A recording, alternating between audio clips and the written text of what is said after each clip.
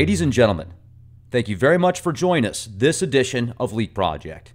I'm your host, Rex Bear, and tonight's guest is Josh Reeves. From Dallas, Texas, he is a filmmaker, musician, radio talk show host, as well as researcher from theglobalreality.com.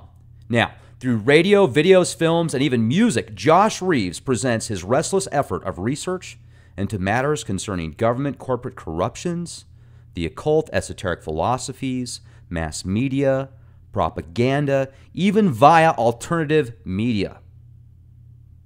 Social engineering, hidden technologies, ancient mysteries, religious, spiritual manipulations, and more. Now, the global reality isn't corporate media or even mainline alternative media, but independent media. Now, he is the producer of the Secret Right series as well as Reality of Illusion series, and has a film just coming out, his latest work, The Spellcasters. During this discussion, we dive deep into the occult underbelly of Hollywood and the entertainment industry. Now, what if many of the truthers and conspiracy theorists were actually controlled opposition? What if the rabbit hole went so deep that there was no end? Is magic real or just a sleight of hand? Who are some of the key players and sorcerers controlling the deck of cards within the apex of control? Who are the real Illuminati puppet masters? Now, this is discussed and much more with Mr. Reeves. Also, make sure to become a member at leakproject.com. You will have access to exclusive content absolutely free. You can also get access to our shows via YouTube on youtube.com/clandestineTimeLord. We even have a new channel. It's the William Wallace YouTube channel with content updated daily. Be the change you want to see. If you have a story, or if there's information you want to hear about that we haven't touched on, make sure to send us an email, guestbookings@leakproject.com. You can also leave comments in the comments section, but I can't get to all of those because we get so many. So, guestbookings@leakproject.com. Talk to you soon. All right, Josh, thank you so much for joining us here at the Leak Project. How the heck are you? I'm doing great. Thanks for having me. Oh, absolutely. You know, talk about synchronicities. It sure is great that we have the opportunity to speak. And as I was telling you before we got started, I've had several requests to get you on the show, and it's just great that we finally can talk now. So if you would, please, tell our audience a little bit about yourself, and then let's jump into Spellcasters. Well, I'm 40 years old. I'm from Dallas, Texas. I've been researching pretty much my whole life. I started researching UFOs and the Bermuda Triangle and weird stuff like that when I was in like the 3rd grade, and it just kind of carried through and led interest into my teenage years. I started researching conspiracies and JFK and stuff when I was like 15 or 16, and then just pretty much kept going on until then. And then things started to kind of come to a head around, after 9/11 and whatnot. And that kind of got me thinking that, well, I've been researching all this stuff for many years. I need to start trying to do something about it. So I started working, locally, trying to do local issues and stuff for years. And then got more into wanting to reach more people. Somebody suggested I do a radio show, and back in 2007, I started that and put out my first film that year. And as you mentioned, Spellcasters is my newest film. That's my 6th full-length film since 2007. And I've just been doing the radio show and going nonstop and trying to not only find the truth for myself, because that's what all this really started out for me. It started as a personal quest and a journey for the truth. And it never really, at first, struck me as something that a lot of people would be interested in. And when I finally decided that I had all this information and this knowledge that needed to be shared with people, that's when I started trying to put it out there, and it's been going ever since. Yeah, that's fantastic. It sure is nice when you can do what you want to and make an impact at the same time. Now, I think it's fascinating also that you're in Dallas. I'm going to be going out there in a few weeks because Uncle Eddie, great Uncle Eddie, and he's worked with NASA, CERN, different agencies. He's an inventor, and he's got multiple patents on night vision. And we're going to go out and do an interview with him and see some of the actual footage, because he made cameras that went to the moon. He made cameras that went around the world, and there's a lot of lot of stuff on the internet right now, I guess you could say, that's kind of psyop, essentially about the flat earth theory, whether you believe it or not. I certainly don't believe in it, but some people, they'll talk to you for hours, and hey, that's cool. They're more than welcome to their own opinion. But if you could actually see footage of somebody going around the world, and if you've got a connection like that, then that's pretty good evidence in my opinion. I don't think he's lying to me, but I certainly want to hear about the spellcasters, because I mean, that's awesome. I think of the spellcasters, I'm thinking of the people behind the scenes that kind of orchestrate and influence the majority of what people are involved in. Well, absolutely. That's what it is. And it's also gets into that at all levels. You mentioned there with some of the PSYOP stuff.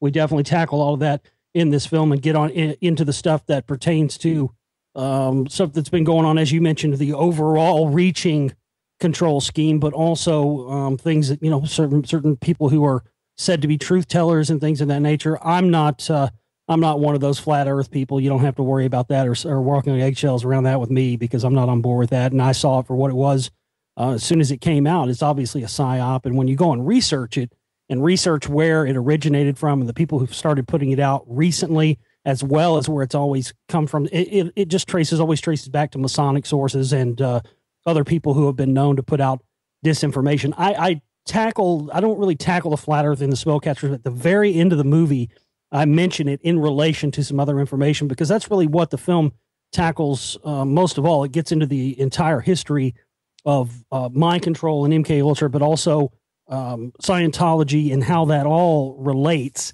to this system, as you mentioned, of control, which really seems to have started to come to fruition in the year 1947. So I think that one of the things that people are going to take away from this film is, even though there might be things in there that they didn't know, I think the way that I'm presenting this to people and showing them that, yes, as you mentioned, these people, this is not just a nickname. The people behind the scenes, the controllers, the puppet masters, these people literally are into black magic and the occult and the rest of it. And so we really show that, and we show how that connects to Scientology, the truth movement. I don't want to give too much away, because I want people to see the film, but I also want them to realize that this is not really like anything else they've ever seen. Absolutely. That's great. And, it's interesting also, because anybody that knows about intelligence agencies, and many of those that have been affiliated with the Department of Defense at certain levels, they'll go to school and learn about mysticism and hermetics and what people might consider magic with a K. I'm not talking about Crowleyan magic, but not your stage magic where you go up and pull a rabbit out of a hat, essentially. Right. So, and that's fascinating, because really, if you think about it, to a certain degree, magic is essentially creating something via thought first. So in that sense, anything can be magic, but these guys take it to a whole other level. I mean, they know how to orchestrate global agendas, and with their Hollywood mind control and how they've just mastered the MK Ultra techniques and stuff, I'm sure, with the high definition 4K TV, I can't even imagine what they're doing to people's subconscious minds. And I've been trained to study what happens to the subconscious mind via media. Well, that's exactly what it is, and we get into a lot of that in the film. And you're absolutely right. The techniques that have been utilized have evolved, and it absolutely is at the core of it black magic, and we show that in this film. People who are in the intelligence agencies, oftentimes, as you mentioned, these guys go and study and actually are, as part of their, as you mentioned, part of their required courses that they take. They might go and take sharpshooting or something else, but as you mentioned, in there you're also going to have the magical training and the indoctrination that goes with that. And we see this at the highest levels of the CIA. There were guys even before the formation of the CIA with the Office of Strategic Services that were into all this, and even into the modern day. This is not something that's changed. So that was fascinating for me, and it was fascinating to find out and look at all the information pertaining to the CIA and Department of Defense connections to Scientology, and seeing how these things are not separate. They're all a part of the same thing. And that's what we have to understand, because I think oftentimes there's a lot of separation and a lot of stuff that goes on with a lot of these different topics of research. And I think sometimes people have difficulty seeing how they all come together and form the greater whole picture we're all trying to get at. So I think that's what I've really tried to do with this film. Another thing that I'm wondering, I'm on your website right now, the globalreality.com. Great website, by the way. When you first started getting into the dark side of reality, essentially started studying the clandestine hand and stuff. How long have you been putting films together? Because you said this is your 6th film. Yeah, I put out my first film in 2007, so this is my 6th full-length film in 9 years. And what was let's talk about some of your other films as well. I know you don't want to give too much out on the Spellcasters. Maybe we could dive into a few other ones, and then we'll go also back to the Spellcasters here shortly. Cool. Well, the first film I ever put out was in 2007. That was called 9/11 New World Rising. It was, at the time, I'd seen a few 9/11 films. I thought there was stuff in there that hadn't been, at that point, there was stuff that hadn't been put in a movie yet. It's been in a million stuff now. So that was kind of my thing behind putting that out. And this kind of goes along with the story of the Spellcasters, because at that time I was very much into the truth movement and thought it was, legit and all on the up and up. And then I put out my film, and a couple of weeks after putting that film out, I started my radio show, and I had on a person by the name of Peter Dale Scott, and we were talking about different think tanks and groups like the Council on Foreign Relations and the Bilderberg Group and these things. And he said, well, those groups are really not as powerful anymore. The group you need to look into is this group called the Council for National Policy. And I was taken aback, because at that time I really thought I kind of knew something about stuff. And the more you learn, the more you realize you don't know anything. So I had never heard of this group, and immediately started researching it and started noticing that a lot of these people who are members and connected to this group, it's very hard to find a lot of current membership lists because they keep their membership totally secret. But just the ones I could find from older membership lists from like 1998 had, not just 1 or 2, but 5 or 6, 7 people I had seen on stuff like Alex Jones' radio show. I'd seen these guests, and I started going, wait a second here. This is very strange. And I couldn't find anybody talking about it. So that led me to researching this group, the Council for National Policy, and making my second film, which came out in 2009, called The Secret Right, Volume 1, where I detail all this. And then in 2011, I put out Volume 2, which dug deeper into it. And then I kind of moved away from that. And the following year, and then in 2013, I put out The Lost Secrets of Ancient America, Volume 1, which gets into my research into this ancient rock wall in Rockwall, Texas, and other evidence of ancient cultures being found all around the United States. Then I followed that up in 2014 with Volume 2. And both of those movies together, Volume 1 and Volume 2, The Lost Secrets, are almost 6 hours total. So they're just jam-packed with info. And again, I was kind of wanting to move away from those topics for a minute before I got into making The Lost Secrets of Ancient America, Volume 3. And that's what led me to this most recent film, The Spellcasters, which really just started out as a film that was going to expose Hollywood. And then, as most of these films always do every time I make one, it just ballooned into something beyond what I expected. And I started finding all these connections again back to the same people I had exposed in the Secret Right, Volume 1 and 2, connections back to the CMP type, Scientology. And that leads us to now. So my journey with all of these films and everything has been relatable to the other. The only one that doesn't really relate to all the rest of them would be the first one, the 9/11 New World Rising one. But the Secret Right films all the way through to the Spellcasters, those are films that all really have information that all nexuses back. And then, of course, I've made a lot of mini films. Put out one at the beginning of the year called Secret Messages, Volume 1 and 2, dealing with David Bowie stuff and Stanley Kubrick and a lot of weird stuff. So those are up there on YouTube as well. Yeah, let's talk about David Bowie for a second if we can. But first, I got to know where this ancient rock wall is in Texas. I'm going. Well, you can't go see it. I mean, it's buried. There's nothing to see. It's buried underneath the town. There's nowhere exposed. If you're not aware of this information, I'll send you a copy, but you definitely need to watch my Lost Secrets of Ancient America Volume 1, because it's the first film that's ever been made on the rock wall, just like The Secret Right Volume 1 and Volume 2 are the first films that have ever been made on the Council for National Policy. So that's what I always try to do with my films. I look at the things that people aren't talking about and things that need to have a film made about it, and then that's what I make my mission. And that's what this Rockwall thing started out for me, because I grew up not far from there and had many strange experiences my whole life, and so did a lot of people that I know right around this area, everything from UFO sightings to missing time. And when I first found out about this Rockwall thing, I don't know what it was. I can't explain it to you. I've never experienced this before in my life, but just instantly, as soon as I read the words, I read it in a book, and it said, the ancient, maybe one day we'll find all the answers to the questions we have, such as this, and this, and the ancient Rockwall in Rockwall, Texas. And something just clicked in my head as soon as I read that line.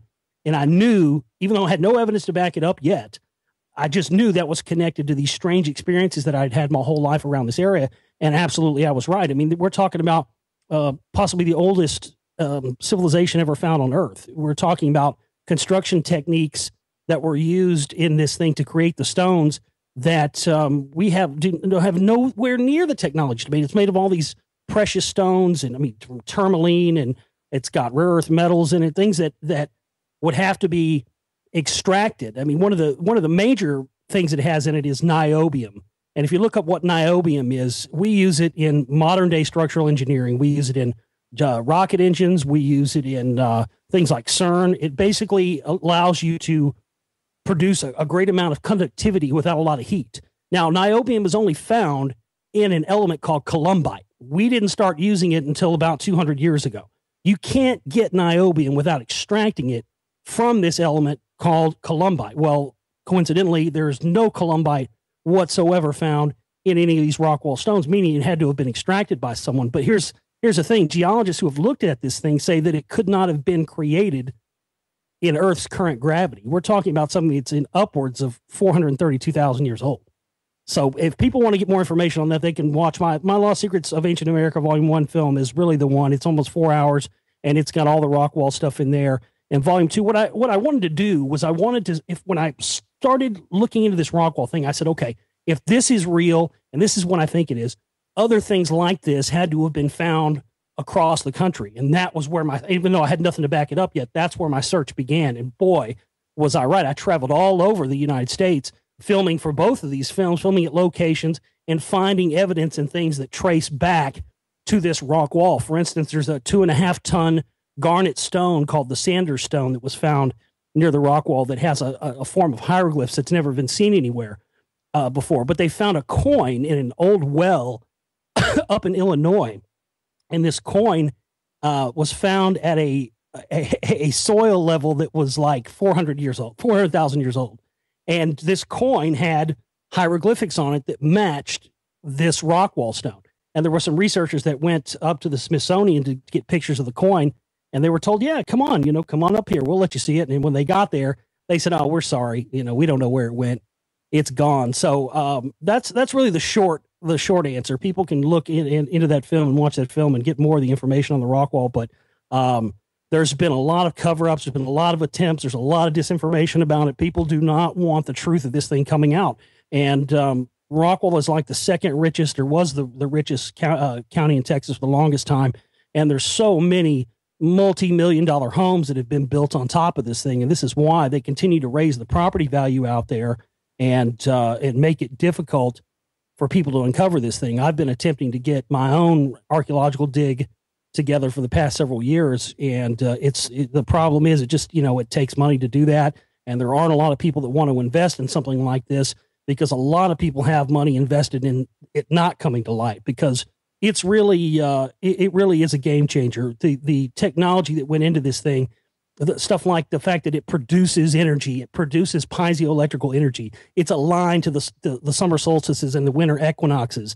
When they had excavators trying to dig this thing out, they had excavators on top of it. And the engine noise itself caused a low frequency oscillation that caused the entire wall to vibrate and spark and start producing energy. This thing was somehow made to react and create energy and electricity when low frequency sound vibrations are applied to it. So, the naysayers and the people who have tried to say this is somehow a natural formation, they don't have a dog in the race, because the information is there, and we know what this is. It's something, we don't know who built it, but we know it's pre-flood, and we know that that the sea came up to that area at the time it was a seawall. And the way we know that is when excavations have been done down there on the wall, they've actually found, this is crazy, the last dig they did in like 99, they actually found shark's teeth embedded into the wall, and they found sand dollars in them that weren't petrified, that still had fresh meat in them when they cracked them open, because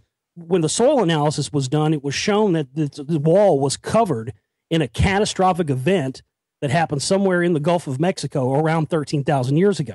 Now that matches up with other time periods we've heard of, worldwide cataclysms and great floods. And so this thing was definitely covered up during the last great flood cycle. So what it was and who it was built by, we don't really know. There were giant skeletons found just a few miles away from this thing. That's what led me to wanting to make the Lost Secrets of Ancient America films, because I started finding out that, wait a minute, there were these ancient mounds found near Rockwall, and there's giant bones, and these have been found, other places all around the United States. I got to get out there and find this. So that's what I've done. And I try to make my films, even though they may be about separate topics, I try to keep them where, if you watch one, it may be about one topic and the next one may be different, but really, again, as I said earlier, it all flows together. And this is what we're trying to do is create the best picture we can for people so that people can be as informed as they possibly can about what's really happening. Because as you mentioned, there's so many, disinfo spooks and the rest of that stuff out there. It's very hard to find the real information these days. And, that's why I appreciate you having me on and allowing me to talk about this stuff and not censoring me and letting me say it and talk about it. It's really, really appreciated. Oh man, it's an honor to have you on the show. And I'm going to start looking into these Texas rock walls that you're referring to, because I would love to maybe find, maybe I could make a personal connection with somebody that lives out there and, buy them a nice bottle of Jameson or something like that, and then I can go dig in their backyard. Well, here's the thing, man. all we need is a spot. All we need is somebody to say, okay, we've found that it's on our land. That's all we need. I've got a whole construction company ready to go. I've got volunteers ready to dig. I've got everything else that we need other than just the spot to dig at. And, all we would do was, set up our dig, film it, get our information that we need and cover it back up. But definitely get with me. I mean, I'm what many people, I'm pretty much the the only expert on this thing because I've been researching it for 12 years. So any information that you want or need on the rock wall, please let me know. I'll be happy to help you any way I can. Yeah, fantastic. We'll definitely talk after the show. And I'm wondering if you've heard of that just amazing wall that was found in Oklahoma underneath coal deposits that are well over 100 million years old. And this thing had almost like a white mirror reflection on the bricks. Now, this goes back a lot of years as far as the reports that came out on this, but this is supposed to be over 100 million years old. Yeah, absolutely. I mean, that's the thing about all of these sites. There's been a lot found in Texas. There's more than one wall in Texas. I've actually found evidence of another one where I believe the stones were, the material for the stones of the rock wall were quarried at, which is down near Austin in Llano, Texas. And there's actually been another wall that was found there with the same type of stuff. And it's what they call a geopolymer. These stones are not only made of these crazy materials, but the quartz, it has a quartz, what you call like a, what's the word I'm looking for?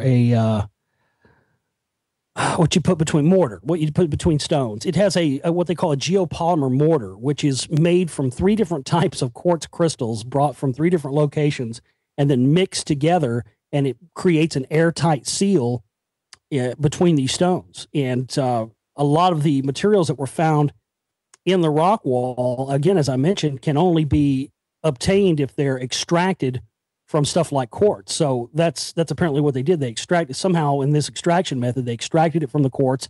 They would have had all this quartz left over. So that's what they did. They used it for this mortar around the stones. And some of these similar ones have been found there. There's also been, I cover this in Lost Secrets of Ancient America, Volume 1. You mentioned Oklahoma. There's also been, there's been all kinds of stuff there found from there. Phoenician buildings. And there's been, there's a mosaic tile floor that was found in Oklahoma that day, I don't know how many, 20, 30,000 years. So this stuff is absolutely all over the place.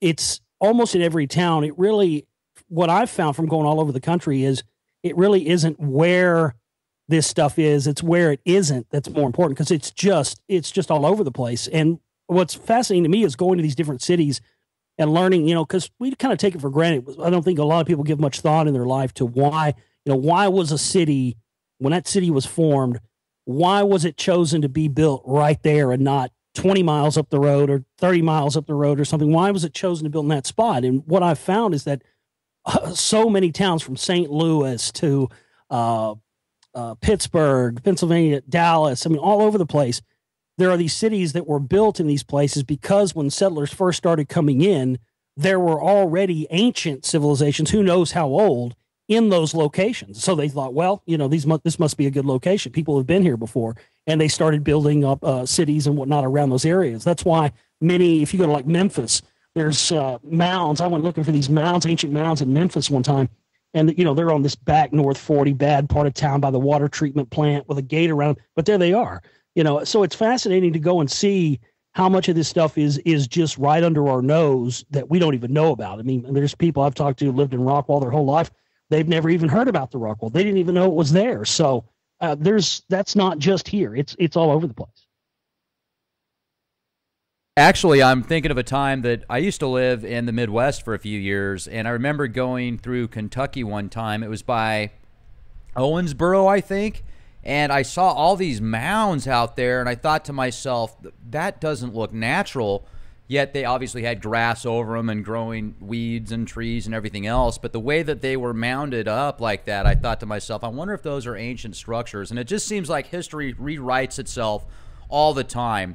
And if you were to go back 300,000 years, 500,000 years, then you get into Michael Cremo's book, Forbidden Knowledge or Forbidden History or something. I think it's called Forbidden History. Forbidden Knowledge, I think you might be correct on that. Okay. That's what I thought it was called, yeah. Yeah, and you're talking ooh parts that are tens of millions of years old. Some of them are even older than that, tools that are hundreds of millions of years old. So it really makes you wonder where we come from. Do you believe in the story of the Anunnaki converting the original Earthlings into what we are now, essentially? Well, I think there's something to it, but I don't think that any of the stuff that's been written or put out there about it is necessarily true. I mean, I've gone back and gone through these the ancient Sumerian cylinder seals and stuff like that, and gone through scholarly translations and whatnot, and compared them. I think there's something to it, and I do get into that a bit in my work and in my newest film. But I think there's been and still is. I mean, the fact of the matter, I think there's a lot of disinformation surrounding that subject and a lot of misinformation and stuff that's been put out there about it, to the point where what really woke me up was seeing that, finding out, as I mentioned in my new film, The Spellcasters, a lot of this is research into Scientology.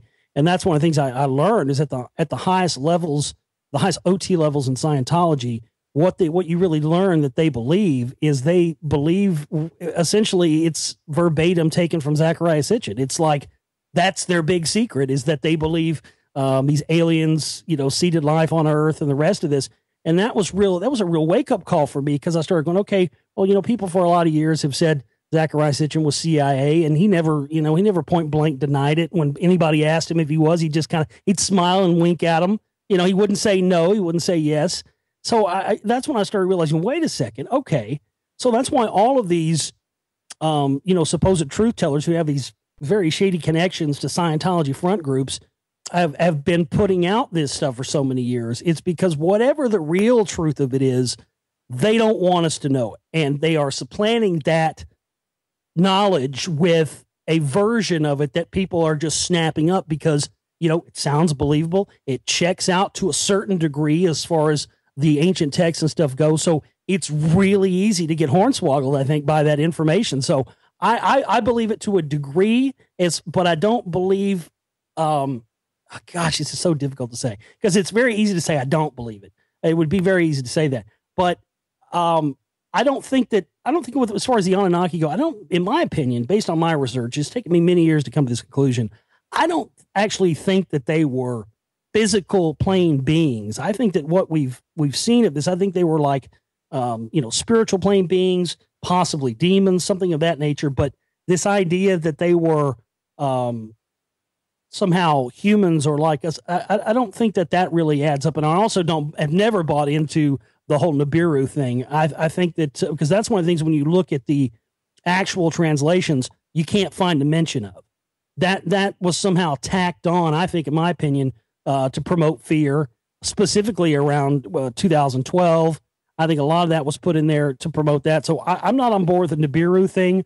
I'm on board with the Anunnaki thing to a certain degree, but I'm actually working on a film that's going to come out next year called Anunnaki the Movie. And what I hope to do in this film is I'm going to have tons of different interviews with people. I'm basically just going to put people on camera and let them, kind of like what you're doing with me now, say what they think of what it means to them and what is their opinion on it, and try to create a movie that shows, okay, this is what we have. This is what it looks like. Here's what certain people are saying. And what if maybe it's this instead? I hope to show all angles of it for the first time instead of like what most people have done, work backwards from trying to prove their point. I don't do that in my movies and my work. I don't come from an already preconceived and pre-established belief on something and then spend 2 or 3 hours trying to prove that point. That's not how I approach things with my film. I oftentimes sometimes try to disprove what I'm looking at and then find information that's voluminous that I can't ignore. So I think that's one of the main things that with all of these subjects is that people have to not take what they've been told about any of these things at face value and think that that's all there is to know about it. If you think you already know everything there is to know about the Anunnaki or MK Ultra or whatever else, I assure you, you don't, because it's impossible to know everything. And that's why it's important to keep researching these topics, even though you may think you know all there is to know about it, because oftentimes what has been put out there by so-called established people is not always the truth. Let me ask you this. I'm sure you've heard of Stalin's tool of basically creating the opposition. Oh, that's, yeah. I mean, that very much, I cover that in the spellcaster. Absolutely. I mean, so much of the, what we see, there's controlled opposition out the wazoo. Scientology absolutely controls its own opposition. Most of the anti-Scientology websites, talking heads and whatnot that supposedly are populated by either former members or people who are anti it are absolutely 100% part of that controlled opposition, because anytime any information like what I present in the spellcasters comes up, they immediately try to downplay it to the point of even defending Scientology, because if it goes outside the accepted narrative of control of the controlled opposition, they don't want to have anything to do with it. So that, again, you're absolutely right. People have to be wary that there are people who actually are a part of, they appear to be against what they're talking about. But when you actually listen to what they're saying, they're not saying the important things that really make it meaningful to people and make them understand it. And that's really what I think my new film, The Spellcasters, that's why I created it. I wanted people to be able to have something that when somebody asks them, well, why do you think this person or that person isn't trustworthy or this, that, or the other, instead of trying to explain that and getting, boring somebody to tears and having them trail off, I feel like I made a film where you could hand this to somebody and go, look, watch this, tell me what you think about it, really reconsider what you think about these things after watching this film, because we really do a good job of showing how the strings connect all the way through. Well, let me ask you this. I mean, do you have actual statistics on people that you would say is disinfo versus telling the truth, or at least attempting to tell the truth, being genuine with what they're saying? Have you ever looked at statistically in the alternative media, okay, 30%'s false, 70%, they're looking for the truth? Man, I got to tell you, that's the toughest question that you've asked me yet. And I'll tell you why, because here's why it's tough to answer. I can't put it in statistics. I can't put it into a percentage. I can only tell you based on my experiences and how long I've been doing this and how many people I've interviewed and worked with. It's not good. I mean, it's just not good. I find, there's been so many people that I've thought, through the years were trustworthy, who've, through one way or the other have come around and showed their cards and through their affiliations and the ideologies and certain things that they promote and talk about.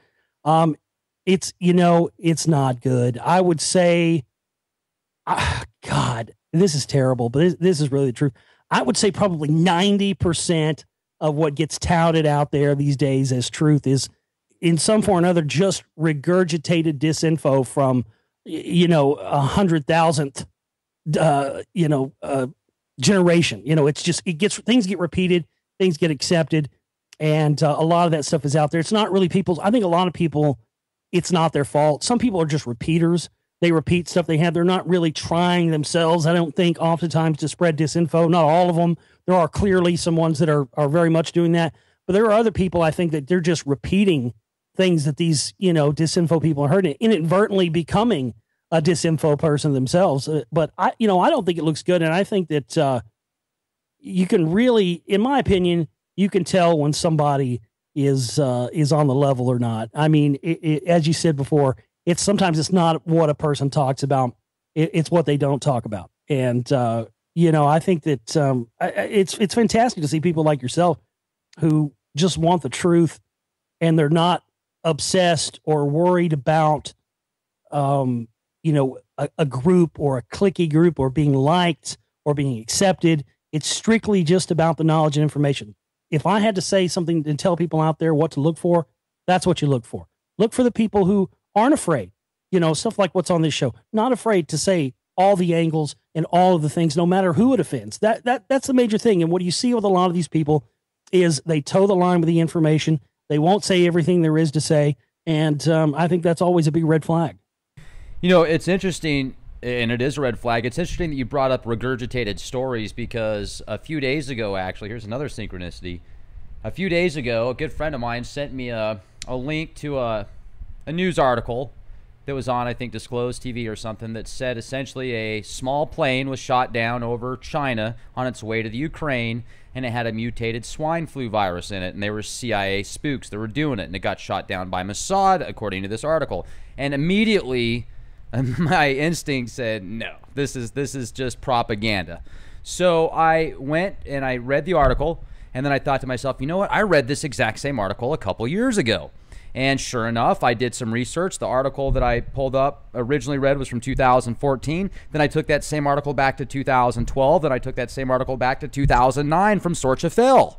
Or Sorcha Fall, or whatever. Yeah. It sounds like sort of fell to me, but you get the point. And so, yeah, I mean, people don't realize a lot of times that they're repeating, but what happens is these things take on a mind of their own, and it takes away from the cause. It keeps this carrot at the end of the stick, so people are looking for false things that don't really matter when they're throwing stuff right in front of our faces, and we're too discombobulated, or we're looking at something else, or looking up in the skies for lens flares or something like that. I mean, it's crazy how people can get wound up sometimes, and I do it too, man. I mean, I used to be really bad at it, but then I got to the point a couple years ago where every time I thought I was right, like you said earlier, you think you're right, you have the answer, then you realize you don't. So now I just look at everything at a I don't know approach, even when I think I do know, and a lot of times I'll just keep it to myself.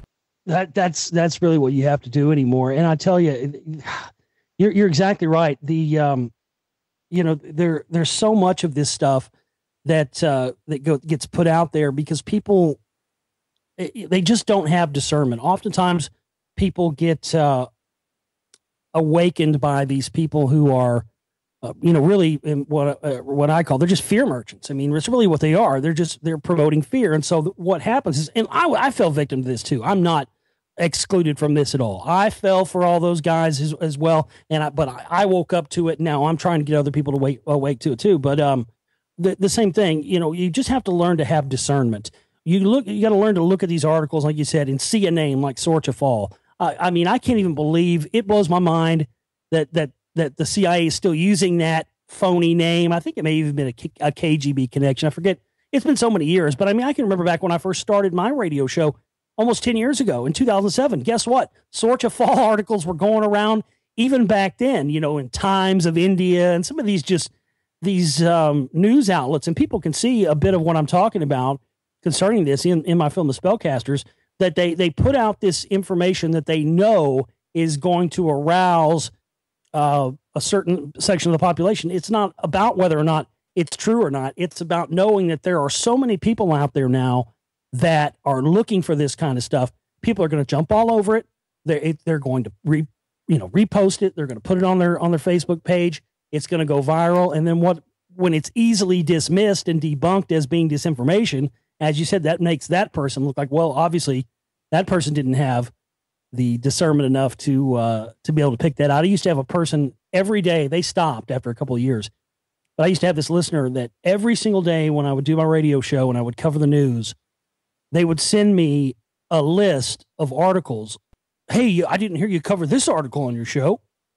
How come you overlooked this? How come you didn't mention this? And I'm not kidding you. Every single one of the links that they would send me would be some article like that, like Sorcha Fall or something that I overlooked intentionally because I saw that it was disinfo and didn't cover it. And yet I'm sitting here thinking, my gosh, this person how bad off are they? I mean, they've got 8 articles here. They're saying I didn't cover it. Every single one of these, when you look at them, are clearly lies and disinformation. But as you mentioned, it's all about poisoning the well, and it's all about muddying the waters so that it makes it more difficult for people who are actually trying to put out information to be found. And I mean, I experienced that. I'm sure you've experienced that. It's very difficult to get people to find your information. It's becoming more, I find, I mean, after almost 10 years of doing this on air, that I find it's become more difficult for me as the years go on. Even though I've been on, some bigger radio shows and I've been doing it for so long, the waters continue to get muddied, and it just makes it more difficult for the good stuff to rise to the top. It certainly does. And, I think the internet's great, yet at the same time, the powers that be can certainly use it against the masses, because when, for example, if you want to look something up as far as research goes, and you type in a search engine, let's say you want to look up quantum physics, or you want to look up nanotechnology or biotech or vaccine dangers or whatever, it's like they can build a profile on what you're looking up and then show you, they can dictate what to show you. So sure, they might give you truth and bits and pieces, or this search engine, because these algorithms might be showing you certain data based upon your preferences. But in reality, it would be, in my opinion, even easier to control somebody because they don't realize how it can all be orchestrated at the top levels. And I think this all kind of boils into this transhuman movement where they want to build this super intelligence that is supposedly smarter than everybody on Earth combined. Like Ray Kurzweil boasts this singularity where there will be this super AI intelligence that becomes so amazing that it can outperform every one of us on the planet by 1 billion-fold combined. Well, absolutely. That it definitely is a precursor to that. I've talked about transhumanism and that whole thing for many years, and these AI supercomputers like what the Caesar 3, I think, was the last one. I mean, these different things that actually run military operations. They're not actually being run by people anymore. These things are actually being run by these big systems and these computers. And when I first started researching the Council for National Policy in my Secret Right Volume 1 films, there was literally nothing on the internet, not very much at all. There were a couple of old websites, a couple of people who had, excuse me, put out some stuff about it back in the 90s. But for the most part, I had to go old school when I was researching that film. I literally had to go to the little old town library in the town I lived in at the time. And the reason I went there is because I knew that they had the old school, what are those called? Like the microfilm. And they had all the old newspapers. So I was able to go back through there and find out about, the Council for National Policy having meeting in Dallas back in 1982 and 83, and they had the Republican National Convention here, stuff like that I just wasn't finding on the internet. And sometimes that's what you have to do. You have to, my motto is, the truth by any means necessary. I mean, sometimes you have to go beyond what just sitting behind a computer. If people are just think they're going to find everything there is to know and find all the truth there is to know just sitting behind the computer, you're sadly mistaken. And that was one of the things with the Lost Secrets of Ancient America films, especially. That was where, I mean, those films I couldn't just make those films just sitting behind the computer. I had to travel all over the country, thousands and thousands of miles on these long treks to go out and get this information to put in the films. And I think that's something that people need to keep in mind. But there's just the problem is people aren't researchers anymore. That's how I got into this. I got into this as a researcher, not as a radio host or a filmmaker or anything, even though I became those things. I'm a researcher first and foremost, and there's just not people anymore that are willing to take the time and the energy it takes to do this stuff. And they unfortunately rely on people like me and others. And as we talked about, there's just so many uncredible sources these days. It makes it more and more difficult to find the real truth. And when the media, the mainstream news, as well as the rest of the media in the entertainment industry is controlled literally by 6 corporations. I broke this down the other day. I did a podcast where I showed in black and white the names of the companies and everything. 6 corporations that control over 90% of what people see, what they hear, everything. It's insane. And then you look at, there's also 6 corporations that control over 90% of the scientific data that's released.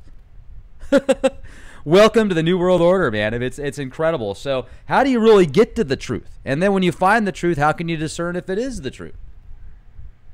Well, you can't. I mean, I'm not going to lie to you. You have to just basically get as much information as you can from as many sources as you can, and then based on what you've seen and what you've researched and what you know, you can come to your conclusions that way. Luckily for me, because I've been researching this stuff for so long, and I have a mind that retains a lot of data and information, I'm able to piece things together in a way, because I'll remember something. You know, it might be something insignificant, like for instance, when I was making my Secret Right films, I came across information about some of these Council for National Policy types like Phyllis Schlafly and Beverly LaHaye. I came across this article, and these are people who are, you know, considered to be like right-wing Christian type people. And I came across this information about them petitioning to get certain evolutionist teachings taken out of some schools in California some years back. And what they had them replaced with was the teachings of L. Ron Hubbard. And I thought, well, wow, I don't get this. I don't understand how this relates. It doesn't make any sense that these, you know, right-wing Christian zealots would be somehow promoting Scientology and L. Ron Hubbard. I had, you know, no idea at the time what was important about that and how it related. Now, when I got to making the Spellcasters, that information has all come full circle. It's all in the film, and I know now exactly why that is the case. And again, it has to do with all of these different organizations and these different groups at the very top being controlled by the CIA and the Department of Defense from the top down. Now, I remember I saw some footage in the 70s where Congress was having a meeting with, I think it was the CIA, and they basically admitted that they worked together with different media outlets, and that was 40 years ago. So when you see the films today, what I notice is an underlying theme in virtually all movies and TV shows that are produced now.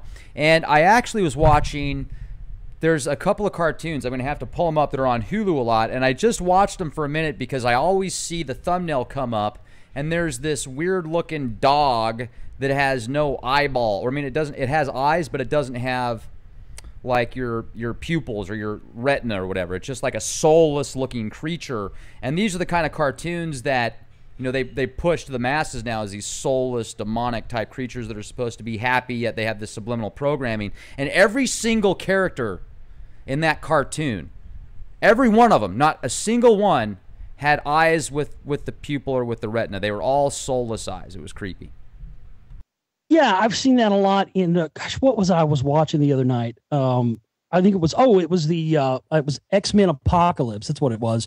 And I noticed that in that film, every time that that someone would be, you know, basically Apocalypse would control someone, and every time their eyes would roll over black like that. You're right. It's there. It's everywhere.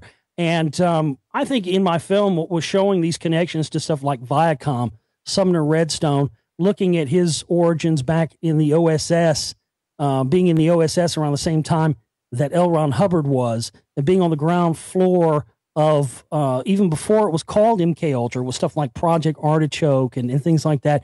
Being there when this stuff was created, and then coincidentally ascending to the highest position probably of all time in media, with control of, I mean, you just look, I show it on the screen. If you just look at the networks and the things that Viacom has controlled, and you look at the shows they've put out, and you look at just how much psychological manipulation and programming has been unleashed on the general population just through Viacom alone, not mentioning all the other ones. It is absolutely unbelievable. And until the rise of the internet age, none of this stuff was really known. We didn't know that Sumner Redstone had associations and was involved in, was a member of the OSS until the internet age. So now it's interesting to see that, as you mentioned, while it's become a lot more difficult to find the real truth, we have had a lot of victories, and there has been a lot of genies that have been put out of the bottle that they can't put back in. And I think that's the things we need to focus on concentrating on, and showing people, look, you know, this stuff is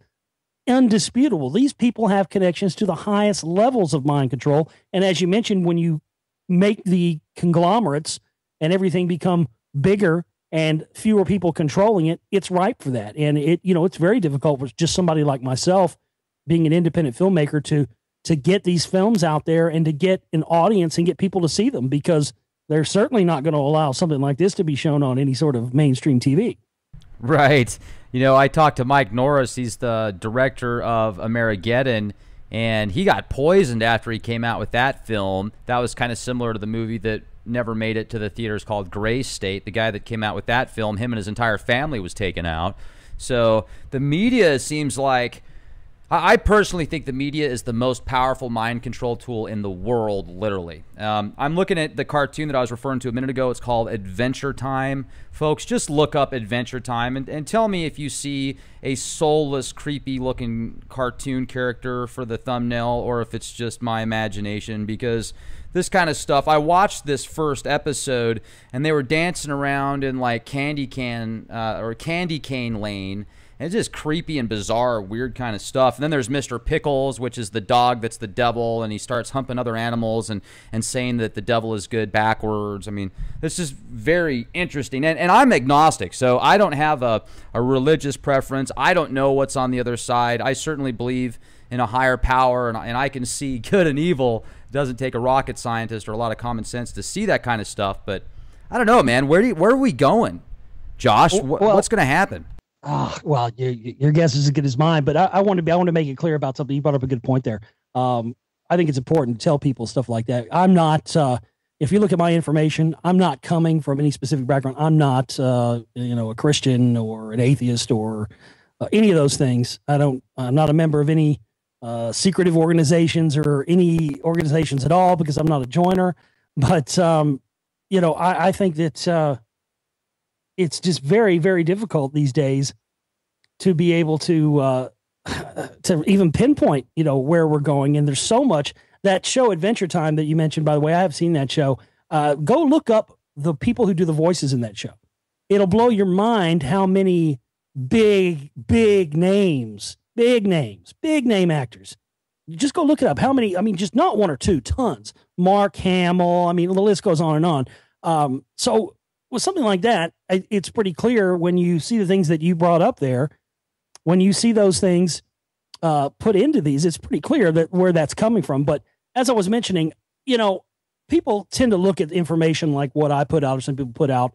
For instance, there are a lot of people who have put out stuff about giants that are trying to use that type of information. I won't name names, but there are people out there who are regular guests on radio shows of this type.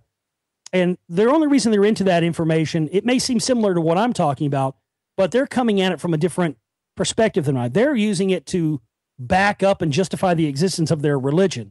That's not me. That's not what you get for people that are unfamiliar with me and my work. I don't come from this because I'm trying to back up my beliefs as, a Christian or an atheist or anything. I'm not any of those things. I'm strictly for the unadulterated truth, and that's my only motivation. So I think it's very difficult to, as we were talking about earlier with the discernment, to when you look at these people and you look at what they're talking about, it's also sometimes important to look at what their background is, as you mentioned, because sometimes that can have a lot to do with their agenda. Well, and also when you look at some of those big names, it's interesting because there's a lot. The entertainment industry is an eclectic group. I mean, very intelligent people. And I certainly don't think that everybody that's in the entertainment industry, as far as like a level, that you would consider like some of these huge blockbuster movies, I don't think they're all under mind control and have multi-personalities and have written contracts out to sell their soul to the Dark Lord or anything like that. Yet I do see some interesting things in the entertainment industry, and there's certainly people out there that do have multi-personality in sporting, like Serena Williams. I mean, she's got multi-personality disorder, and she is just wicked in the tennis court. Who knows what happened to her at a younger age? But when you do some research into the 27 Club, some of the older artists that died at the age of 27, like Jim Morrison, and his connection, his dad was, he was a general, I think. Admiral. Okay, yeah. I mean, it's mind-boggling. Yeah, his dad was Admiral Morrison. He actually created the plan for the Gulf of Tonkin. It's mind-blowing. So do you think that, like, he actually sold his soul, sold out, or maybe he just was such a sociopath and so narcissistic that he didn't really care anyway? Who, Jim Morrison or his dad? His dad.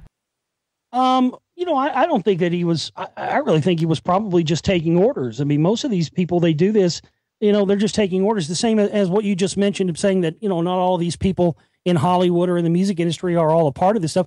That's absolutely true. A lot of them aren't, but the people at the highest levels are. There are many examples out there of people, not all of the people who are in these videos, the artists themselves. Oftentimes the content of what gets put in their videos is not even dictated by them. They have, people behind the scenes that say, okay, this is what we're going to put in there. This is going to be in there. And, you either do it or you don't. And they're happy to, to get the big paychecks and the stardom. So they just do it. So there is definitely a lot of that. But I think in the case, it's interesting when you look at Jim Morrison's not the only one. I'm going to be covering this in volume 2 of the Spellcasters, which I'll be coming out with later. And I'm going to get more into the stuff surrounding the music industry. But there's so many. I mean, so many of those people from that 60s time period had relatives and parents that were all in high levels of the Pentagon and the CIA and the military. And just coincidentally, all of their kids became these, counterculture icons and revolutionary musicians during that time. It's just, it's not a coincidence. And that's one of the things that you'll see in my film, The Spellcasters. You were talking about how, this weapon the media has become this weapon of control. And I show really how that began, the origins of that, and how Hollywood, when it was first created, had its own agenda by its own creators. But then in 1947, this agenda was hijacked, and that's really when the government seized total control of using this weapon for their own aims. I mean, stuff from like nowadays, script approval, where these big movies like Transformers and stuff, they get to put DoD weapons in it, like the rail gun and whatnot. But what do they get in exchange? Well, the Pentagon gets script approval. They get to dictate and decide what goes in the film and what doesn't in exchange for having their big next generation military hardware put in there. Oh, you know what? I just thought of something here. I'm sorry, Josh. I don't want to forget about this. You brought something into my mind here. I just got done watching the 2nd season of The Last Ship. And I'm on season 3 now. And I'll watch these series just to see what kind of propaganda they push. Plus, I think they're fun to watch, but I definitely have been trained to see what they do to your subconscious mind. I mean, that's one thing I did in high school. My very favorite class was communications, where my teacher, Mr. Maddox, he said, okay, why do they spend 60 seconds showing you world news and 15 minutes showing you how this little cat got stuck in the tree? I mean, this is back in the 90s he was teaching me this kind of stuff. So anyway, to make a long story short, in The Last Ship, they're pushing, oh, okay, well, all the dissidents out there, they're the ones that are trying to spin everything and change the media, and almost 80% of the population has died from this virus, and so the Navy has the solution. They've got the vaccines that you need to take, and it's going to work, and then they're going to give you a booster shot, and that booster shot will allow you to give other people a cure just by breathing on them, and if you can't get the booster shot, well, then they'll just spray it over you via aerosol, so chemtrails are good too, and so you see where I'm going with this. Yeah, it's there on every level. And again, I mentioned a bit of this pertaining to certain Hollywood filmmakers and whatnot in the Spellcasters. But that's part of it. That now that they know that this stuff has reached a lot more people, they love to throw it in our faces and also do it in ways where it's kind of disinformation as well. It's kind of a sick joke for these people. That's why it's ramped up so much, because they know people are paying more attention to it. And it really has become, as you mentioned, really is the biggest weapon that's been unleashed against humanity. And it's happening again, as I've exposed, with certain people in the alternative media. And now it's being used to get the people who have kind of seen the mainstream and seen everything for what it is and have gone away from that and have gone looking for alternatives. Now they have a whole other trap set for you and laid for you to fall in there. So it just becomes increasingly difficult as the years go by, as we've been talking about, to really separate the wheat from the chaff. And again, that only can come from your own amount of years of looking at this stuff. Once you gain a healthy discernment and the ability to be able to know, what's legit and what isn't. And it's harder, but I promise you it gets easier as the years go by. And one of the things I stress in my film is that people should never feel bad about themselves or feel, ignorant or anything if you fell for one of these disinfo clowns or whatever it may be, or a piece of information. Just know that you were supposed to find that information for whatever reason, as much as you were supposed to find the real truth about it. And then, it's just important to not, a lot of people don't want to believe this stuff because they they feel like if they believe it, it makes them an idiot because they thought they were smart enough not to be fooled by something like that again. And it has nothing to do with how smart you are. These people are slick, and they are making sure that even people who consider themselves to be quote unquote awake have a whole other set of traps for them to fall into again. And that just keeps the power structure in place and perpetuating itself infinitely. It certainly is. It's like we're in this labyrinth of, dark ecstasy, and we kind of have to filter through all the nonsense and hopefully come out ahead. Now, where do you think politically, what's your take on politics? I think that Hillary and Donald are working together, in my opinion. That's what I see, and that's what I sense. What's your take? Well, I don't think you'd be far off in that. I mean, as I've talked about, I've proved in my films, The Secret Right, when you look into these groups like the Council for National Policy and you really trace back where they go, the groups that are the most powerful groups that control the left and right of party politics in the United States. On the left, you're going to have groups like the Council on Foreign Relations and those kind of groups. On the right, you're going to have stuff like the Council for National Policy and the Heritage Foundation and all those. But when you trace back the money on all those groups, they all trace back to the same place. The London School of Economics, the Milner Roundtables groups that came out in the early part of the 20th century, the Royal Institute of International Affairs, all of these groups and the money that they came from traced back to these Central European think tanks. So left or right, no matter what it is in our country, beyond any shadow of a doubt, folks, this is not opinion. You can research this yourself. The political spectrum on both sides of the United States are controlled by the same forces outside of the United States. So, whether or not they're working together or not, I don't think that would be far off. I mean, didn't Donald Trump, didn't he say that one time? Didn't he? Oh, more than once. Okay. I saw a 5-minute video clip of all the times good old Donald was praising Hillary and how they were good friends, and he totally trusts her, and she would make an amazing president. And but didn't he also say that he should run as a Republican because that's how stupid the Republicans are? They'd probably vote him in. He said that. I missed that part. Yeah, that was back in the late 90s. Look that up. I'm telling you, there's a quote where he says the Republicans are so stupid, I should run as president. I'll go run as president as a Republican, and because their voters are so ignorant, I'll win. He said that like in 1999. Wow. So again, I don't spend a lot of my time anymore talking about the political end of it, because everybody, all my listeners at least, they're at the point in their research where they know these puppets are all controlled left or right. And, voting for any of them is really doing nothing more than acknowledging to the powers that be that their system, even though your choice may not have won, your system is okay. You're acknowledging to them that the system as it exists is okay with you, no matter if you vote for Donald Trump, Hillary Clinton, or Donald Duck. You are, by going and participating in that system, you are acknowledging that it's okay. And I think that's the trap.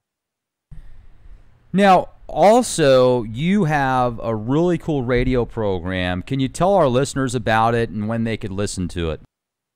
Well, I don't really do regularly scheduled shows anymore. I've over the past couple of years, I've been focusing so much more on the films that I kind of am doing the radio show a little bit sporadically now. But people can go to my website, theglobalreality.com. There's a subscribe button on the top right-hand side. People can get memberships there, and they can access years and years worth of shows, and also the newer stuff will be there. And we also put stuff up on our YouTube channel as well, along with a lot of the mini documentaries. I do little video updates and stuff on there as well. But at my website, we've got a download shop. It's right in the middle of the page. It says download all of Josh Reeves' films here.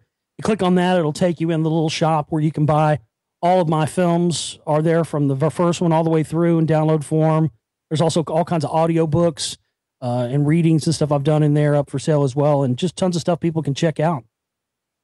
Right on. Give us a few gems with the Spellcasters. What are a couple people or things that we might look forward to seeing?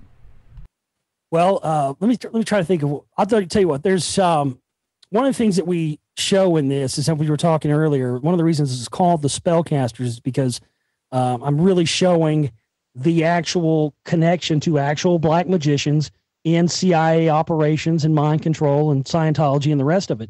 And one of the things that we have is some of these quotes from interviews and whatnot that Ron DeWolf, the son of L. Ron Hubbard, said, and he goes on record, and we have multiple times in the film saying, you know, my father didn't just worship Satan, he believed he was Satan. I mean, so he says in his own words, Scientology at its core is black magic, and you know, these thetans that people are being told are dead alien souls are actually demonic entities, and that's what you know, that's been my experience, and the conclusion I've come to is that's what these Scientology things are all about. And I have a clip of Louis Farrakhan, founder of the Nation of Islam. He last year called for blacks to kill white cops, just like what happened in Dallas here about a month ago. He goes on the Alex Jones show and endorses Donald Trump. And then in this clip, he's talking about how the auditing process, even though he's not a Scientologist, of Scientology has done wonders for him. And he literally, he's using NLP, neuro-linguistic programming. That's number one. And as you mentioned, you're someone who is attuned to finding those things. So when I can't wait for you to watch this clip of him saying this, because your buzzers are going to be going off like crazy. You can just see him using this NLP as he's talking. And he literally says that the auditing process of Scientology is exorcising demons. It literally is bringing up demons. So you see that at a point in the film when you've already seen all this other stuff, and it just really drives the point home. And so I think that's a good part. And I think all the stuff that happened in 1947 that really permeates the whole conspiracy culture to this day, you know, how much really took place that year, and how much control, the control of Hollywood happened that year with the Hollywood blacklist. We also had, you know, the things with all the different UFO, the hysteria kicked off that year, the formation of the whole National Security Council, and seeing how that permeates and goes into current things that are happening today, I think is going to be a real eye-opener for people, and I'm really excited for people to see this film. Absolutely. And Spellcasters, excellent film, and also a great website. Once again, I'd recommend our listeners go to theglobalreality.com. And I'm thinking of Aleister Crowley, Jack Parsons, Ron L. Hubbard, and also I'm thinking of Iowa's Lamb, the Great Harlot, and all of this has a connection. And if any of you have heard of Lamb, when Mr. Crowley, it wasn't Crowley himself that made contact with Lamb, it was one of his partners that he used in many sexual rituals, etc. Lamb looks just like a gray. Have you seen Lamb? Yes, absolutely. So with that said, and with what they were doing in the 40s, and they supposedly opened up a new portal and did the great work, do you think that there was a connection there, and that possibly created a portal to the other side or another dimension, and that many of these sightings were seen, maybe demons and ETs to some extent, specific ones is like potato? Yeah, I think yeah, absolutely. You know, I didn't spend a lot of time. I'm glad you brought that up, because I didn't spend a lot of time talking on specifically that in the film, because it's been covered in a lot of places. So I kind of didn't explore that a lot. But you're absolutely right. I think there is a connection between the Babylon working ritual that was conducted by L. Ron Hubbard and Jack Parsons. It's also one of the things I do cover in the film I think is fascinating is that, you know, they had both had associations with Jack Parsons. Aleister Crowley had associations with him. Ron Hubbard had association with Aleister Crowley, but you know, neither one of them mentioned this to Jack Parsons. So I think they definitely had an agenda there. But I mean, you know, it was said that when they did this ritual that Parsons opened up, you know, a hole in space time and some entity flew through it or something. I think when you look at how much black magic was being sought out by the OSS, especially around 1946, when they sent L. Ron Hubbard to England, specifically to infiltrate the Crowley organizations, the OTO, and to gain this knowledge so they could then bring it back in their burgeoning mind. It wasn't called MK Ultra yet, but it was their burgeoning mind control program they had been working on with former Nazis brought over after Project Paperclip. You had Reinhard Gehlen in there. He was helping create the whole national security establishment at that time to be able to operate and do these things in secret. You had the Nazis were also practicing black magic and stuff. So there was a definite connection between these, and I show this. I think it do a good job of showing this in the film. Definite connection between these black magic occult rituals, the CIA's mind control program, the media, and currently in the current day, the media and mind control, and how it relates to the alternative media and certain figureheads in that. So that's really the main crux of this film, is that this stuff started back then, it continues today, and the new sort of face of it is the current new conspiracy research world, and the disinformation and all that continues. I got to tell you, Josh, you certainly do have your information very easily accessible, and I like the way that you bring it to the table. You know your stuff. I can't wait to watch all your films, and Spellcasters is awesome. I would definitely recommend those that want to find out some of the occult agendas and dark ecstasy that I like to refer to it as, because that's what some of these guys seem to feed off of. And I wonder if they have some type of ethereal attachment or some type of entity that's actually attached to them at a parasitic level that maybe they realize, maybe they don't. Maybe they think they're in control and this thing behind the scenes is controlling them. You really don't know. But with all this stuff that goes on in today's day and age, I think to myself, either somebody has no conscience or there's some pretty, dark things going through their minds. So thank you for coming on the show, Josh. I really appreciate it. Hey, it was my pleasure. And again, I hope to any information you need or anything you want like that as far as the rock wall or anything else, please let me know. I'd be happy to help you any way I can. Oh, yeah, we'll definitely be in touch on that for sure. And I'd also recommend our listeners go to leakproject.com. You'll have access to a plethora of different guests and topics on there. We've got 2 YouTube channels. You can check us out at youtube.com/clandestine time lord, or you can check out our new William Wallace channel. So be the change you want to see, folks. Have a fantastic evening. This is Rex Spare. Good night.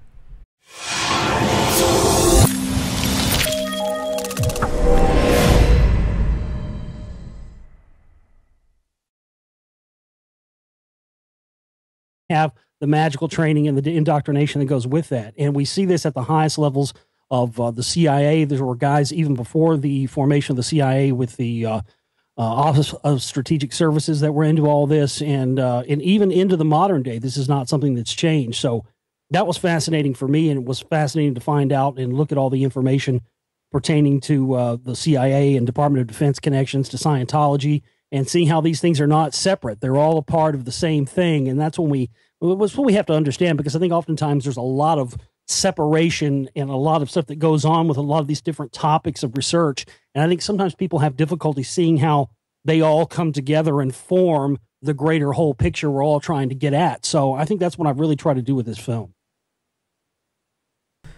Another thing that I'm wondering, I'm on your website right now, the globalreality.com. Great website, by the way. When you first started getting into the dark side of reality, essentially started studying the clandestine hand and stuff, how long have you been putting films together? Because you said this is your 6th film? Yeah, I put out my first film in 2007, so this is my 6th full-length film in 9 years. And what was let's talk about some of your other films as well. I know you don't want to give too much out on the Spellcasters. Maybe we could dive into a few other ones, and then we'll go also back to the Spellcasters here shortly. Cool. Well, the first film I ever put out was in 2007. That was called 9/11 New World Rising. It was, at the time, I'd seen a few 9/11 films. I thought there was stuff in there that hadn't been, at that point, there was stuff that hadn't been put in a movie yet. It's been in a million stuff now. So that was kind of my thing behind putting that out. And this kind of goes along with the story of the Spellcasters, because at that time I was very much into the truth movement and thought it was, legit and all on the up and up.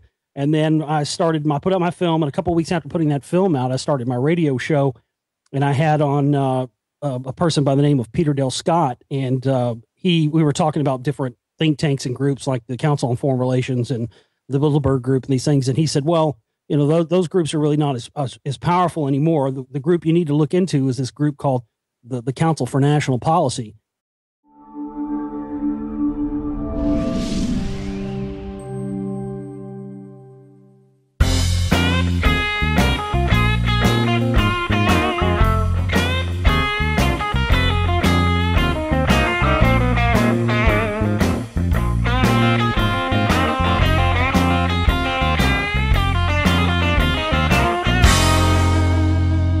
Ladies and gentlemen, thank you very much for joining us this edition of Leak Project.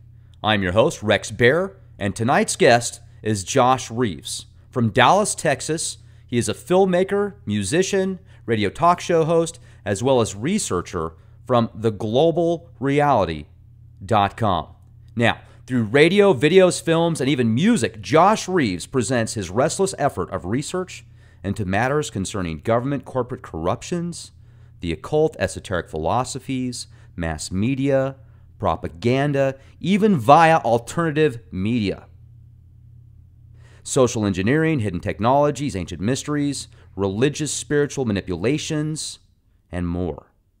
Now, the global reality isn't corporate media or even mainline alternative media, but independent media. Now, he is the producer of the Secret Right series as well as Reality of Illusion series, and has a film just coming out, his latest work, The Spellcasters. During this discussion, we dive deep into the occult underbelly of Hollywood and the entertainment industry. Now, what if many of the truthers and conspiracy theorists were actually controlled opposition? What if the rabbit hole went so deep that there was no end? Is magic real or just a sleight of hand? Who are some of the key players and sorcerers controlling the deck of cards within the apex of control? Who are the real Illuminati puppet masters? Now, this is discussed and much more with Mr. Reeves. Also, make sure to become a member at leakproject.com. You will have access to exclusive content. That all relates to this system, as you mentioned, of control, which really seems to have started to come to fruition in the year 1947. So I think that one of the things that people are going to take away from this film is, even though there might be things in there that they didn't know, I think the way that I'm presenting this to people and showing them that, yes, as you mentioned, these people, this is not just a nickname. The people behind the scenes, the controllers, the puppet masters, these people literally are into black magic and the occult and the rest of it. And so we really show that, and we show how that connects to Scientology, the truth movement. I don't want to give too much away because I want people to see the film, but I also want them to realize that this is not really like anything else they've ever seen. Absolutely. That's great. And, you know, it's interesting also because anybody that knows about intelligence agencies, and many of those that have been affiliated with the Department of Defense at certain levels, they'll go to school and learn about mysticism and hermetics and what people might consider magic with a K. I'm not talking about Crowleyan magic, but not your stage magic where you go up and pull a rabbit out of a hat, essentially. Right. So, you know, and that's fascinating because really, if you think about it, to a certain degree, magic is essentially creating something via thought first. So in that sense, anything can be magic, but these guys take it to a whole other level. I mean, they know how to orchestrate global agendas, and with their Hollywood mind control and how they've just mastered the MK Ultra techniques and stuff, I'm sure, with the high definition 4K TV, I can't even imagine what they're doing to people's subconscious minds. And I've been trained to study what happens to the subconscious mind via media. Well, that's exactly what it is, and we get into a lot of that in the film. And you're absolutely right. The techniques that have been utilized have evolved, and it absolutely is at the core of it black magic, and we show that in this film. You know, people who are in the intelligence agencies, oftentimes, as you mentioned, these guys go and study and actually are, as part of their, as you mentioned, part of their required courses that they take. You know, they might go and take sharpshooting or something else. But as you mentioned, in there, you're also going to have information and this knowledge that needed to be shared with people. That's when I started trying to put it out there, and it's been going ever since. Yeah, that's fantastic. It sure is nice when you can do what you want to and make an impact at the same time. Now, you know, I think it's fascinating also that you're in Dallas. I'm going to be going out there in a few weeks because Uncle Eddie, great Uncle Eddie, and he's worked with NASA, CERN, different agencies. He's an inventor, and he's got multiple patents on night vision. And we're going to go out and do an interview with him and see some of the actual footage, because he made cameras that went to the moon. He made cameras that went around the world, and there's a lot of A lot of stuff on the internet right now, I guess you could say, that's kind of psyop, essentially, about the flat earth theory, whether you believe it or not. I certainly don't believe in it, but some people, they'll talk to you for hours, and hey, that's cool. They're more than welcome to their own opinion. But if you could actually see footage of somebody going around the world, and if you've got a connection like that, then that's pretty good evidence, in my opinion. I don't think he's lying to me, but I certainly want to hear about the spellcasters, because that's awesome. I think of the spellcasters, I'm thinking of the people behind the scenes that kind of orchestrate and influence the majority of what people are involved in. Well, absolutely. That's what it is. And it's also gets into that at all levels. You mentioned there with some of the PSYOP stuff. We definitely tackle all of that in this film and get on into the stuff that pertains to stuff that's been going on, as you mentioned, the overall reaching control scheme, but also things that, certain people who are said to be truth tellers and things of that nature. I'm not one of those flat earth people. You don't have to worry about that or walking on eggshells around that with me, because I'm not on board with that. And I saw it for what it was as soon as it came out. It's obviously a psyop. And when you go and research it and research where it originated from and the people who've started putting it out recently, as well as where it's always come from, it just always traces back to Masonic sources and other people who have been known to put out disinformation. I don't really tackle the flat earth in the spellcasters, but at the very end of the movie, I mention it in relation to some other information, because that's really what the film tackles most of all. It gets into the entire history of mind control and MK Ultra, but also Scientology and how absolutely free. You can also get access to our shows via YouTube on youtube.com/clandestine time lord. We even have a new channel. It's the William Wallace YouTube channel, with content updated daily. Be the change you want to see. If you have a story, or if there's information you want to hear about that we haven't touched on, make sure to send us an email, guestbookings@leakproject.com. You can also leave comments in the comments section, but I can't get to all of those because we get so many. So, guestbookings@leakproject.com. Talk to you soon. All right, Josh, thank you so much for joining us here at the Leak Project. How the heck are you? I'm doing great. Thanks for having me. Oh, absolutely. Talk about synchronicities. It sure is great that we have the opportunity to speak. And as I was telling you before we got started, I've had several requests to get you on the show, and it's just great that we finally can talk now. So if you would, please, tell our audience a little bit about yourself, and then let's jump into spellcasters. Well, I'm 40 years old. I'm from Dallas, Texas. I've been researching pretty much my whole life. I started researching UFOs and their Bermuda Triangle and weird stuff like that when I was in like the 3rd grade. And it just kind of carried through and led interest into my teenage years.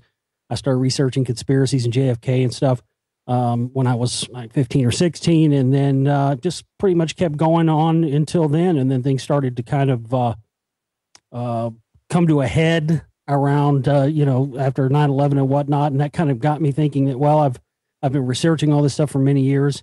I need to start trying to do something about it. So I started working, locally, trying to do local issues and stuff for years. And then got more into wanting to reach more people. Somebody suggested I do a radio show. And back in 2007, I started that and put out my first film that year. And as you mentioned, Spellcasters is my newest film. That's my 6th full-length film since 2007. And I've just been doing the radio show and going nonstop and trying to not only find the truth for myself, because that's what all this really started out for me. It started as a personal quest and a journey for the truth. And it never really, at first, struck me as something that a lot of people would be interested in. And when I finally decided that I had all this